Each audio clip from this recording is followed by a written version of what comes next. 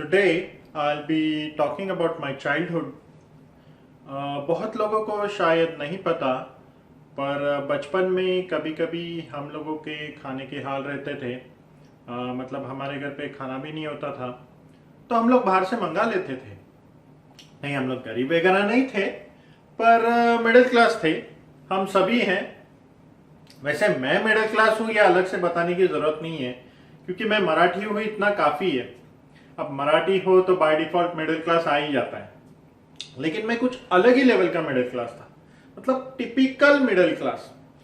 1 room kitchen का घर, पापा का वो बजाज चेतक का स्कूटर, पापा को दहेज में मिली हुई गोदरेज की अलमारी, वो स्टैंडर्ड लेआउट वाली नहीं होती वो।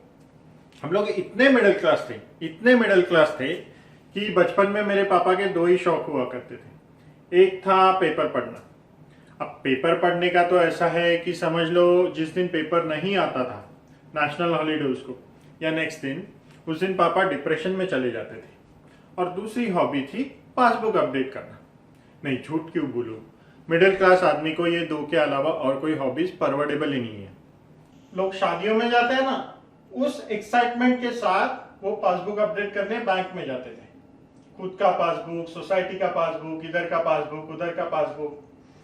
वो गोदरेज की अलमारी में वो पासबुक ऐसे रखते थे जैसे कि कोई अलीबाबा का खजाना। वैसे बैंक में ज्यादा कुछ था नहीं, बस जाके अपडेट करना है। औरतें एक दूसरे को गहने दिखाती है ना, उस एक्साइटमेंट के साथ वो हम लोगों को अपना एफडी का इंटरेस्ट दिखाते थे। वो हर्षद मेहता ने कुछ 500 या 5000 करोड़ का कुछ छूल करके रखा था, लेकिन वो भी एकदम शांत था।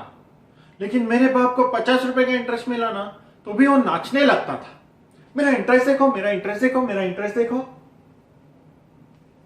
हम लोग इतने मिडिल क्लास थे, इतने मिडिल क्लास थे कि बचपन में मैंने अगर पापा को बोला कि पापा मेरे सारे फ्रेंड्स हैं ना, कहीं ना कहीं वेकेशन पे जाते हैं, महाबलेश्वर, माथेरान, अगर कहीं नहीं ना तो एसएल वर्ल्ड तो जाते ही जाते, तो अपन भी कहीं चलते।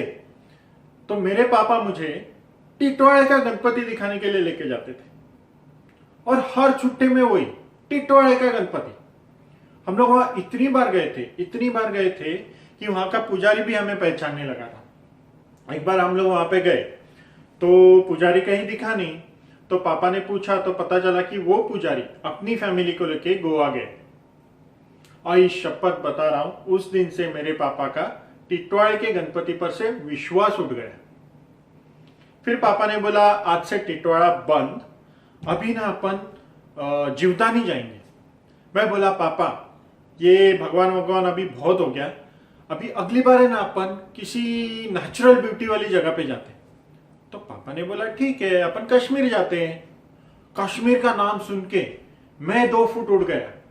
मेरी बहन बोली ये अपना बाप है ही नहीं, ये कोई डुप्लीकेट लग रहा है मुझे। मेरी आई तो वही बेहोश, चक्कर आके बेहोश हो गई।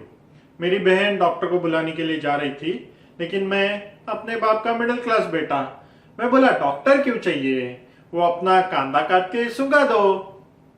तो मेरे पापा उसके ऊपर सवा से वो बोलते कांदा क्यों वेस्ट कर रहा है, वो तेरा सॉक्स ले क्या। मेरे सॉक्स का नाम सुन के आई अचानक उठ खड़ी हुई। फिर हम तीनों एक साथ चिल्लाए कब जाएंगे कश्मीर। तो पापा बोले अरे वो मैं अपना गोरेगांव की छोटा कश्मीर की बात कर रहा था, वो बोटिंग वगैरह है ना उधर, तो एकदम नेचुरल ब्यूटी। मेरे चेहरे पर निम्नलिखित प्रकार के भाव मिश्रित थे। 1, कश्मीर न जाने का दुख। 2, लेकिन एटलीस्ट छोटा कश्मीर तो जा रहे हैं, इस बात की खुशी। और 3, इस मिडिल क्लास आदमी से कुछ एक्सपेक्ट किया, ये हमारी ही गलती हो गई, इस बात का पछतावा। मैं बोला यार गया अपना ये जन्म तो वेस्ट हो गया। और हम लोग कुछ ज्यादा बोल नहीं सकते थे, क्योंकि अगर हमने कुछ बोला तो वो ना हम लोगों को ऐसा इमोशनली ब्लैकमेल कर डालते थे। उनके 2 डायलॉग फेमस थे। एक, तू बड़ा होगा ना तो तुझे पता चलेगा, ये डायलॉग वो मुझे अभी भी फोन पे सुनाते। और दूसरा, मैंने कैसे कैसे दिन निकाले तुझे पता नहीं है, 50 रुपए हाथ में लेके मैं बॉम्बे आया था। मेरे को एक बात समझ में नहीं आती यार, ये बाप लोग 50-100 रुपए लेके सीधा मुंह उठा के बॉम्बे क्यों चले आते हैं, और आते तो आते हैं दिन में 50-50 बार सुनाते हैं। मैं बोला पापा, वो धीरू भाई अंबानी भी 50 रुपए हाथ में लेके बॉम्बे आया था, लेकिन आज देखो वो किधर है, वो आपकी तरह पासबुक लेके नाच नहीं रहे। लेकिन ये सब मन में बोला, हाँ, वरना मेरे कान के नीचे पड़ती थी। वैसे मेरा बाप था एकदम गाय, दुनिया के सामने गाय, लेकिन मेरे सामने उसको बाहुबली बनते देर नहीं लगती थी। तो ऐसी हमारी मिडिल क्लास फैमिली थी, और ऐसे हमारे पापा। हर मिडिल क्लास बाप की तरह मुझे एग्जाम में कितने भी परसेंट आए, मैंने कभी भी उनको खुश होते हुए नहीं देखा।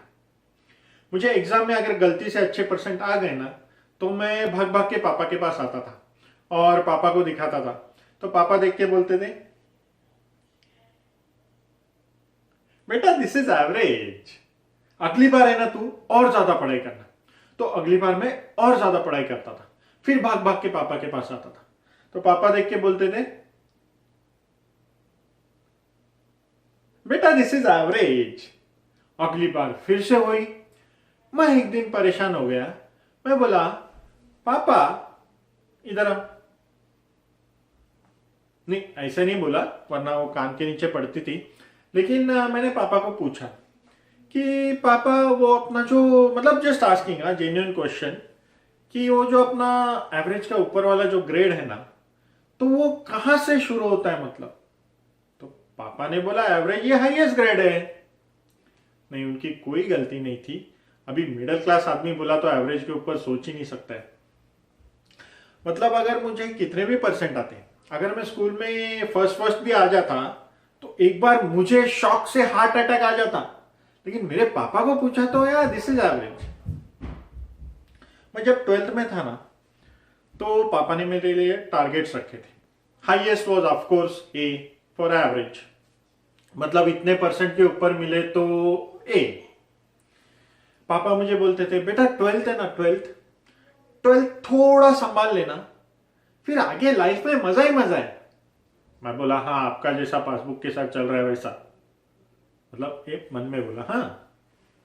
पापा मुझे बता रहे थे कि 12th में तो ए ग्रेड लाएगा ना, तो सच बोल रहा हूं, मुझे वो एफडी तोड़नी पड़ी तो भी चलेगा, लेकिन ना मैं सबको ना, मैं काजू कतली बांटूंगा।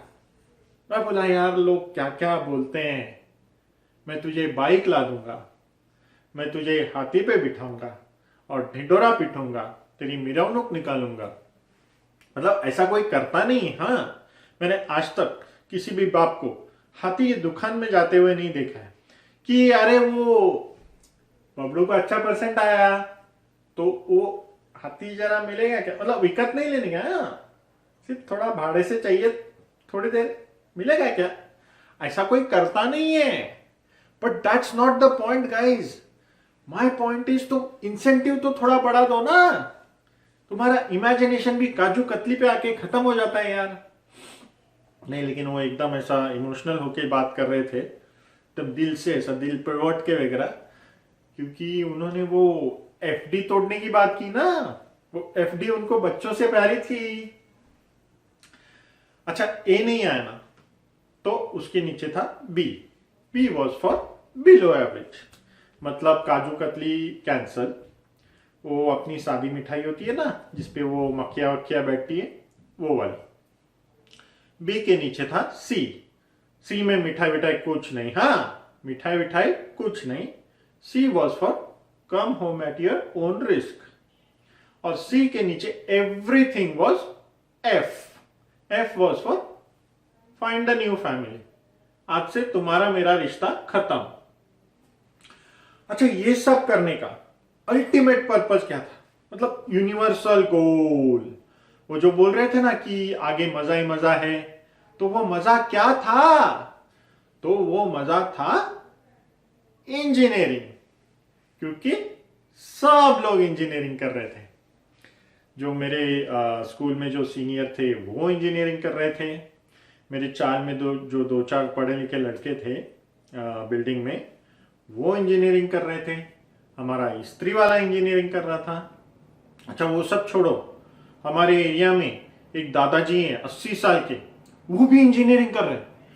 मैं वो दादाजी के पास गया और मैंने पूछा, दादाजी आप इस उम्र में इंजीनियरिंग करके क्या करेंगे?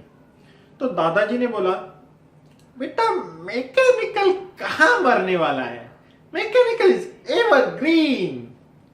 मैं बोला मैकेनिकल नहीं मरेगा, लेकिन आपका क्या ना, मैं जिससे भी पूछूं वो यही बोल रहा है, मैकेनिकल ना एकदम बिंदास कर, मतलब मैकेनिकल इज एवरग्रीन, एकदम कूद जा तू। मैं बोला एवरग्रीन वगैरह ठीक है ना, लेकिन कूद जा क्या है? तो इसलिए मेरे मिडिल क्लास पापा को भी मैकेनिकल के आगे कुछ दिख नहीं रहा था। लेकिन तभी क्या था, मैंने थोड़ा फिल्में देख ली थी, अंदाज अपना अपना देख लिया था। तो आमिर खान की तरह मेरे दिमाग में भी कुछ ऐसे आइडियाज उछल रहे थे, फुदक रहे थे। तो मुझे ऐसा लग रहा था कि अपन कुछ हटके करेंगे, ऐसा कुछ करेंगे। तो मुझे वो मैकेनिकल के रैट रेस में पढ़ना नहीं था। लेकिन मैंने सोचा अभी पापा को कैसे बताएं, क्योंकि पापा को बोला तो पहले मुझे एफ मिल जाता था, फाइंड अ न्यू फैमिली। फिर भी मैंने हिम्मत करके पापा को बता दिया और मैंने आई की तरफ देखा। तो आई के चेहरे का वर्णन कुछ इस प्रकार था। अगर आप किसी बकरे को खुद से कसाई की दुकान में जाते हुए देखो, तो आप उस बकरे को जिस नजर से देखोगे ना, उस नजर से आई मुझे देख रही थी। और मैं भी अपना कान पकड़ के ही बात कर रहा था, लेकिन हुआ उल्टा ही। पापा मुझे बोलते हैं, हाँ वो अभी मैकेनिकल में कुछ दम रहा नहीं है, वो मेरे एक दोस्त का बेटा है, वो आईटी कर रहा है। तो तू आईटी कर, अभी आईटी में रियल स्कोप है, आईटी करेगा ना तो आगे मजा ही मजा है। लो, अभी अभी जिससे भी पूछो यही बोल रहा है कि हाँ मैकेनिकल इज एवरग्रीन, लेकिन आईटी में अभी रियल स्कोप है। तो अभी आईटी में कितना स्कोप था, कितना नहीं, कितना मजा था, वो तो आप सब लोगों को पता ही है। अभी मैं क्या बोलूं, बस इतना ही बोलूंगा कि आईटी में आके मुझे कुछ ऐसे कमीने लोग मिले हैं कि उन्होंने मेरी वो जो चाल वाली, जो सिंपल वाली पर्सनालिटी थी, उसको मतलब ऐसे पूरा हिला डाला। मतलब ऐसे जज्बात बदल दिए, अरमान बदल दिए, वक्त पलट दिए, ऐसे ऐसे टाइप कुछ तो हो गया। वो लोग मुझे नहीं मिलते तो मैं जहाँ पहुँचा हूँ वहाँ शायद नहीं पहुँच पाता। खैर, अपन इंजीनियरिंग के किस्से किसी और दिन सुनेंगे। आज के लिए बस इतना ही। And that was my time guys.